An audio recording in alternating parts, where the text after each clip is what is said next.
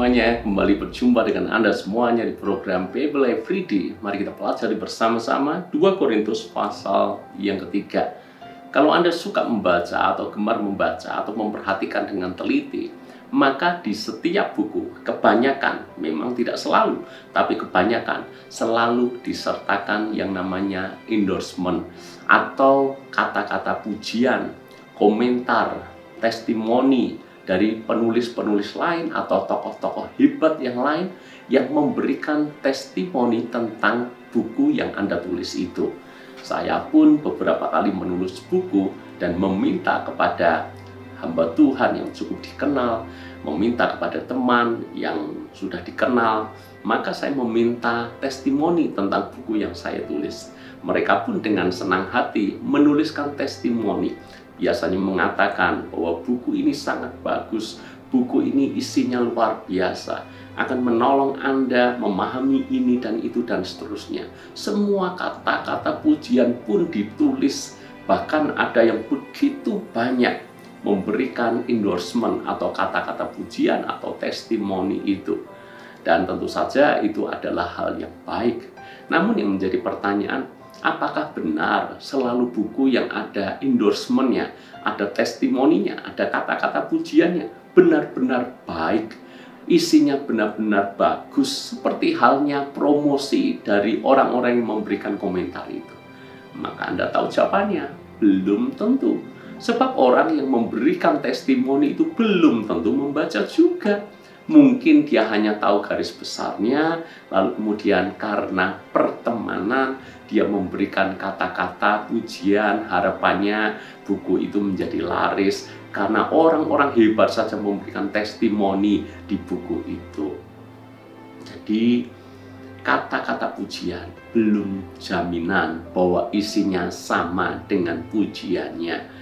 Karena itu kalau saya pribadi, kalau disuruh memilih, saya lebih memilih buku yang mungkin tidak ada endorsement-nya, tidak ada kata-kata pujiannya, tetapi bukunya benar-benar bagus. Dibandingkan buku yang hanya banyak testimoninya, tetapi setelah dibaca isinya tidak sebagus pujian-pujian yang diberikan tentang buku itu.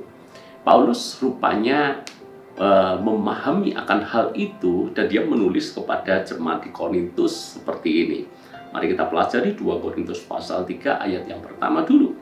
Adakah kami mulai lagi memujikan diri kami? Atau perlukah kami seperti orang-orang lain menunjukkan surat pujian kepada kamu atau dari kamu? Rupanya ada banyak orang, termasuk mungkin pelayan-pelayan Tuhan lain, tokoh-tokoh agama, berusaha menunjukkan surat pujian kepada jemaat Korintus. Kamu adalah surat pujian kami yang tertulis dalam hati kami dan yang dikenal dan yang dapat dibaca oleh semua orang. Karena telah ternyata bahwa kamu adalah surat Kristus yang ditulis oleh pelayanan kami, ditulis bukan dengan tinta, tetapi dengan roh dari Allah yang hidup, bukan pada loh-loh batu, melainkan pada loh-loh daging, yaitu di dalam hati manusia. Paulus punya prinsip yang simpel. Aku ini melayani, tidak pernah menunjukkan surat pujian, tidak pernah minta testimoni dari sana sini untuk membuat seolah-olah pelayanan Paulus hebat. Enggak. Paulus berkata kepada jemaat di Korintus, kamu ini loh surat pujian kami. Artinya hidupmu yang berubah, hidupmu yang dari dulu seperti apa, sekarang seperti apa, itu adalah surat pujian yang sesungguhnya. Maksudnya, janganlah surat pujian itu hanya sekedar kata-kata belaka, omong kosong belaka, tapi tidak ada bukti. Paulus lebih suka menunjukkan jemaat Korintus itu adalah surat pujian itu sendiri. Karena apa? Karena hidup mereka berubah. Karena apa? Karena hidup mereka berbuah. Sehingga orang pun bisa membaca kehidupan daripada jemaat Korintus. Makanya Paulus berkata, kamu ini surat pujian yang tertulis dalam hati kami dan dikenal dan dapat dibaca oleh semua orang. Artinya orang-orang dunia pun bisa membaca kehidupan jemaat Korintus seperti apa. Dulunya kayak apa, sekarang seperti apa. Dan bagi Paulus itu cukup. Daripada membuat pelayanannya seolah-olah hebat, dengan surat pujian dari bermacam-macam orang dan dia tunjukkan kemana-mana. Paulus berprinsip, kamu itulah surat pujian kami sendiri.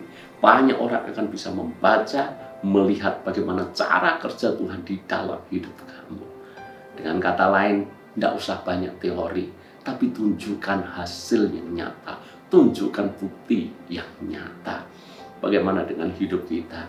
Kadang-kala kita minta orang memberikan testimoni untuk menguatkan seolah-olah kita hebat, seolah-olah apa yang kita kerjakan luar biasa. Tapi benarkah pekerjaan kita seluar biasa testimoni orang?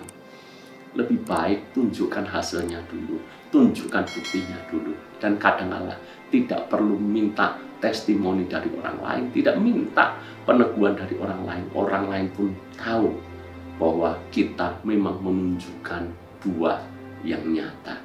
Jadi berkaryalah, bukan kita berkoar-koar ke sana kemari padahal tidak ada isinya. Karya nyata itu lebih dihargai. Karya nyata kita itu adalah surat pujian kita yang bisa dibaca orang dan dikenali oleh orang. Tuhan memberkati.